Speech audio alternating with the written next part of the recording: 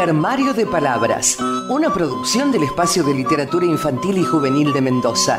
Un espacio de libros para niños y jóvenes, con Silvina Jury y Luciana Benítez Schaeffer.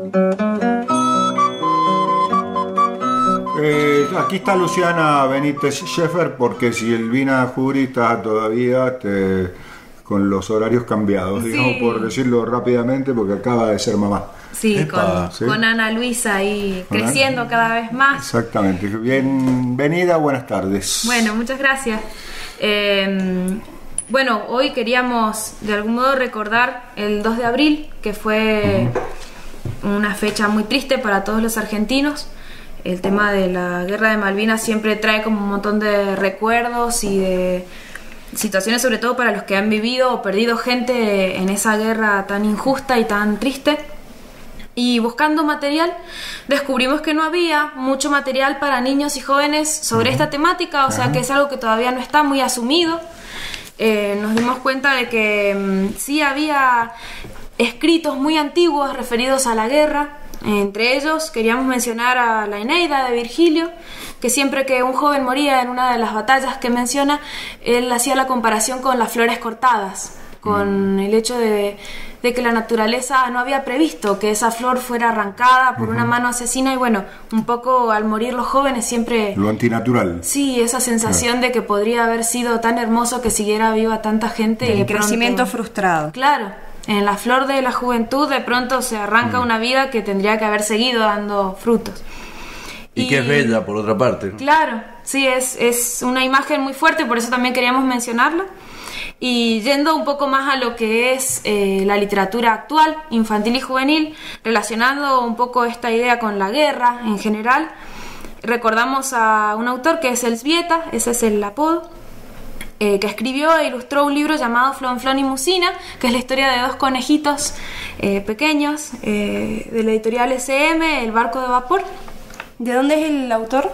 La verdad que no sabría decirte. No hay más información, sí, demasiada información. No tengo mucha información ahora, porque en realidad solamente era comentarles un poco que habíamos seleccionado un pequeño fragmento sobre la idea de qué es la guerra, de cómo es la guerra, y esa descripción queríamos compartirla con ustedes un poquito más adelante. Pero no hemos investigado mucho sobre este autor, básicamente porque queríamos hacer alusión a otra cosa que también pasó el 2 de abril y que es muy importante para nosotros como institución de literatura infantil y juvenil, que es el nacimiento de Andersen, y que a partir del nacimiento de Hans Christian Andersen, el escritor danés tan famoso por sus cuentos, y a partir de su nacimiento se conmemora el Día Internacional del Libro Infantil y Juvenil. Entonces también queríamos un poco dedicar esta columna de hoy a este homenaje a este autor que es tan conocido y tan importante. Bien, nosotros habíamos empezado a buscar un poco cuáles son los temas que se están tratando para este año, para esta fecha puntual, y el tema 2013 elegido para este día es la alegría de los libros en todo el mundo. El mensaje está a cargo de Pat Mora, que es una artista también norteamericana. Y después también queríamos compartir ese pequeño poema que había escrito acerca de este tema, de la alegría que nos dan los libros al leerlos y al compartirlos. Y por otro lado también recordar que desde el 2 de abril y en estos días se están haciendo en distintos centros culturales muestras sobre Andersen, distintas presentaciones de libros, encuentros con autores mendocinos y no mendocinos. En el caso de Delig, nosotros ofreceríamos a la gente que quisiera ir en estos días una colección de sus cuentos y de distintos libros de él, para que todos puedan ver más o menos la producción de este artista. Y queríamos regalarles la lectura de La princesa y el garbanzo, que es muy común este cuento, debemos retomarlo porque es ya considerado clásico. Y aquí hay que hacer como una pequeña diferencia entre lo que son cuentos clásicos populares y cuentos clásicos de autor. Los cuentos clásicos populares, como los de Grimm o los de Perrault, son recopilaciones de cuentos que nacieron de un colectivo, nacieron de un pueblo o de varios pueblos, y existen muchísimas versiones asociadas a ese cuento. Por ejemplo, Caperucita Roja, por ejemplo. y tantos otros, ¿no? Pero los libros, digamos, que tienen cuentos clásicos de autor, ya parten de la idea de que es un autor el que crea ese cuento. La Sirenita, El Patito Feo, por ejemplo, claro, Pinocho, son cuentos clásicos que han llegado a ser clásicos por lo universal de sus temáticas o por lo bien escritos que están, pero de algún modo sí tienen un referente real, una persona real que es el referente. En este caso, Andersen es un ejemplo de ese tipo de autores que han llegado a ser universales, y él mismo narraba sus cuentos oralmente también, entonces también de algún modo se empezó a conocer oralmente toda su literatura a partir de él también. Este es un autor muy social. Muchas veces en el cuento que elegimos justo no se da, pero en cuentos como El Ruiseñor, por ejemplo, sí trabaja el tema de diferencia de clases sociales. Hay un cuestionamiento, digamos, acerca de la importancia del pueblo dentro de la sociedad, de la no marginación a partir de las clases sociales. Así que también es un autor lindo para ir analizando otros aspectos sociales de la época de él. Él nació en 1805 y muere en 1875. Sí, o sea que es bien un escritor del siglo, claro, un clásico escritor del siglo XIX. Surge con todo este tema de, bueno, la época industrial y los pobres y los ricos, y hay una serie de cosas ahí para analizar. Y con respecto a derivaciones que puedan existir de los cuentos clásicos, tanto los de autor como los populares, existen muchas proyecciones de los cuentos. O sea, La Princesa y el Garbanzo ha tenido reelaboraciones teatrales, ha tenido películas. La Sirenita, bueno, es clásico del tema de Disney. Eso te iba a preguntar, ¿qué relación hay entre esos cuentos, ya sea populares o de autor, que son hiper recontra conocidos universalmente, y cuánto de eso tiene que ver la maquinaria productiva de Disney? Claro. Hay en realidad muchas reelaboraciones que no siempre respetan el original, por distintos motivos. A veces por una cuestión meramente comercial, a veces para darle un giro a un cuento que por ahí de pronto empieza a estar perimido en algún sentido, o porque existe alguna intención por parte de determinados grupos de mostrar distintos aspectos de una obra. Quizás, por ejemplo, tomando El Ruiseñor, no se quiera mostrar el aspecto social, se quiere mostrar el aspecto de la belleza de las imágenes del autor.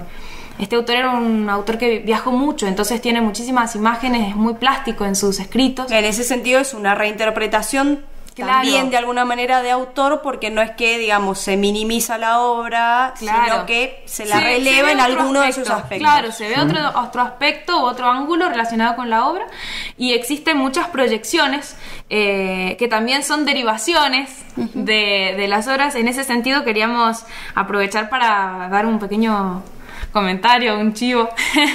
El martes que viene vamos a hacer en Edelich gratuitamente una obra de títeres que van a hacer los chicos que hicieron el taller de construcción de títeres y todo, llamada Caprichosita Roja.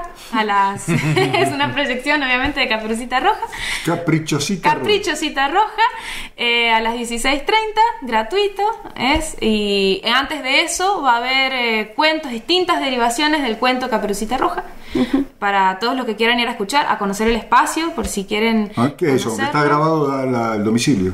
Sí, sería Paraná 586. Sí. Y ¿De dónde? de la ciudad, claro. ¿Y qué día va a ser esto? Esto es el martes. El martes a las 16:30. Y si quieren ir un poquito antes, bueno, va a haber algo de pochoclo también para los chicos que quieran ir. Es interesante. Para los grandes que nos gusta el pochoclo. También para los grandes quizás una porcioncita pequeña. Lo que sobre, si sobra. Claro. Si sobra, bueno. No se peleen. El otro día fui a Edelich, me echaron porque disputé un pochoclo con un niño. Sí, y ganó el niño. Me terminaron echando a mí. Perfecto. Como corresponde a los niños en todo momento. Está muy bien, en Edelich funciona todo bien, entonces. Claro. Bueno, aquí estamos con Luciana Benítez en la segunda parte, que es lectura. ¿Qué vas a leernos? Ahora, en primer lugar, vamos a leer el fragmento que habíamos elegido de Flanflón y Musina, de Elżbieta, que acabamos de ver que es una escritora polaca. Cuyo padre fue reclutado para la guerra, entonces también tiene mucha relación con lo que este libro trata. Sí, según el tío Google, Elżbieta nació en el mismo gueto de Varsovia. Según Google. Según Google. Nosotros damos la fuente por las dudas. Buenísimo. Bueno, lea. Ahí está para cotejar. La editorial es SSM, El barco de vapor, y vamos con el pequeño fragmento. ¿Dónde está la guerra?, preguntó Flonflón, enfadado. Voy a decirle que quite esta cerca de espino. Voy a decirle que se vaya. Eso es imposible, repuso su madre. La guerra era demasiado grande. No escuchaba a nadie. La oían ir y venir. Hacía mucho ruido. Encendía unos fuegos inmensos. Destrozaba todo. Duró mucho tiempo. Parecía que nunca iba a acabar. Pero por fin, de repente, dejaron de oírla. Entonces, al ruido, sucedió un inmenso silencio. Ese día regresó su padre. Parecía muy cansado. «Ya está», dijo. «La guerra ha terminado». Pero Flonflon seguía viendo la cerca de espino. «No es verdad, la guerra no ha muerto. ¿Por qué no la has matado?» «La guerra no muere jamás, hijo mío. Solo duerme de vez en cuando. Y cuando duerme hay que tener mucho cuidado para no despertarla», suspiró su padre. Bueno, es un fragmento fuerte, sí, pero es muy interesante para generar debate acerca de la guerra y de las consecuencias de la guerra.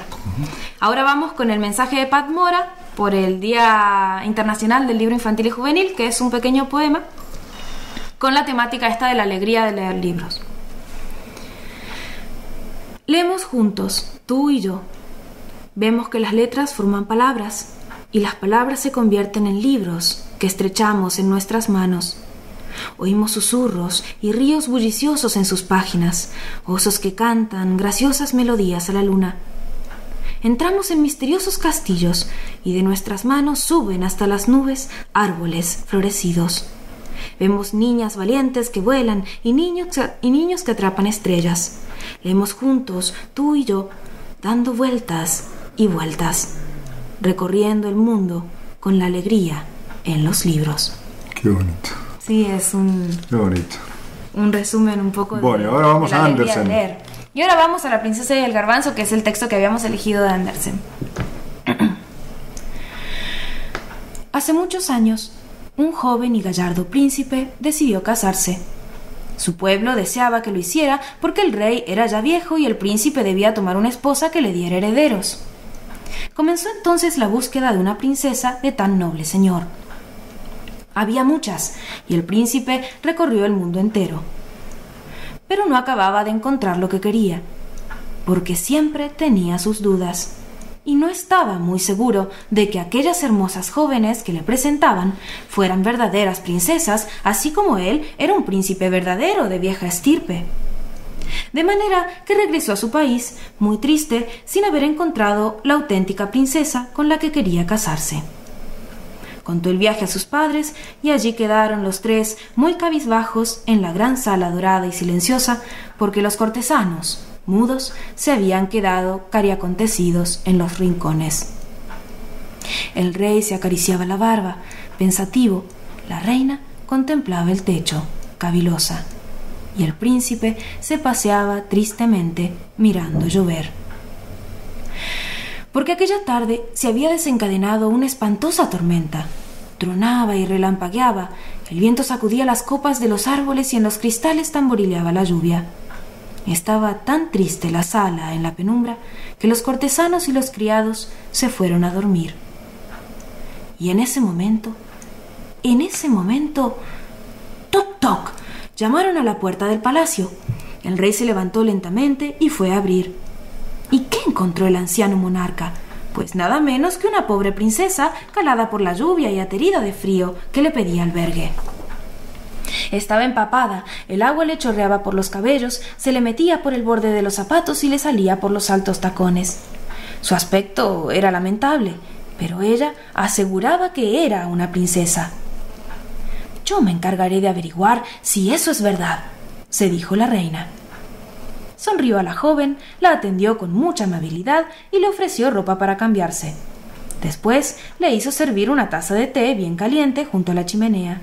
Y mientras la niña conversaba con el anciano rey y con el joven príncipe, la reina dijo que iba a ocuparse de arreglarle un dormitorio. Con mucha astucia preparó la cama. Puso sobre el elástico un garbanzo y luego colocó encima 20 colchones mullidos y 20 edredones bien acolchados. Así dispuesta a la cama, la reina volvió a la sala, donde su bonita huésped, ya repuesta de su remojón, tenía encantados con su gracia y simpatía al rey y al príncipe. Como estaba muy cansada, manifestó deseos de retirarse a dormir. La princesa saludó dando las buenas noches y el rey, la reina y el príncipe charlaron durante un rato. El rey le parecía encantadora a su visitante y el príncipe estaba ya casi enamorado de ella, pero los dos temían que no fuera una princesa verdadera. La reina sonreía. Al día siguiente, cuando llegó la hora del desayuno, volvieron a reunirse todos en el comedor. El rey estaba mojando una sabrosa medialuna en su café cuando entró la joven, con aspecto fatigado. «No parece que hayáis descansado», dijo el monarca. «¿Cómo pasasteis la noche?» «Oh, muy mal», respondió ella, frotándose la cintura. «No he podido dormir. Algo había en la cama que me ha molestado mucho, algo tan duro que estoy llena de moretones. ¡Espantoso!». La reina, alborozada, se levantó para abrazarla. Solo una verdadera princesa podía ser tan refinada como para sentir un garbanzo a través de 20 colchones y 20 edredones. Cuando el príncipe supo el secreto, se sintió muy feliz y la tomó por esposa. La boda se celebró con gran pompa y el garbanzo fue a parar a la vitrina del museo, donde todavía hoy lo pueden ver los visitantes. Y si esta no es una verdadera historia de una verdadera princesa, que venga otro a contar alguna.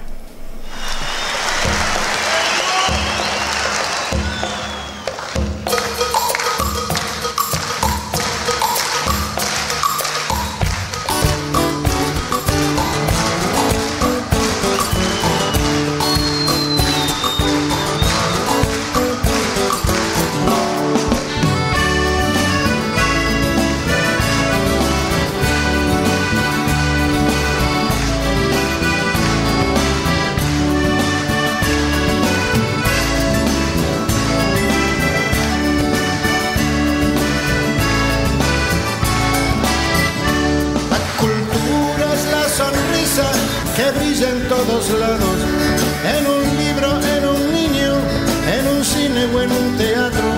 Solo tengo que invitarla para que venga a cantar un rato. Ay, ay, ay, que se va la vida, más la cultura se queda aquí.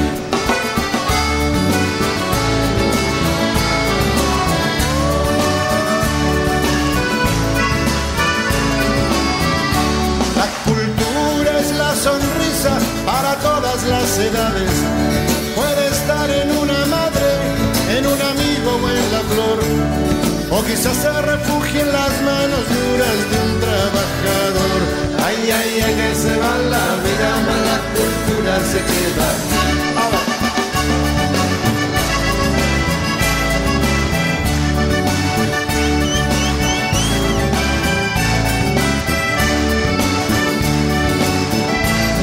Bueno, gracias Luciana, lindo cuento, un cuento bien clásico del siglo XIX, ¿no? Sí, el príncipe va a tomar una esposa.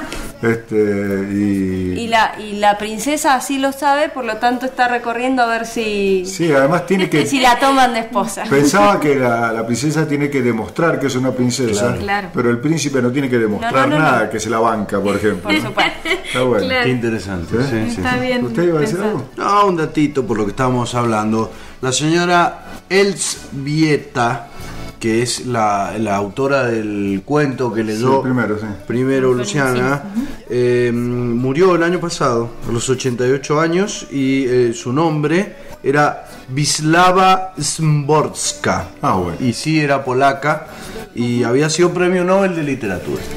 Bueno, para más datos entonces. Bueno, muchas gracias Luciana. Gracias Luciana. Bueno, nos vemos el próximo viernes que les toque. Sí, gracias.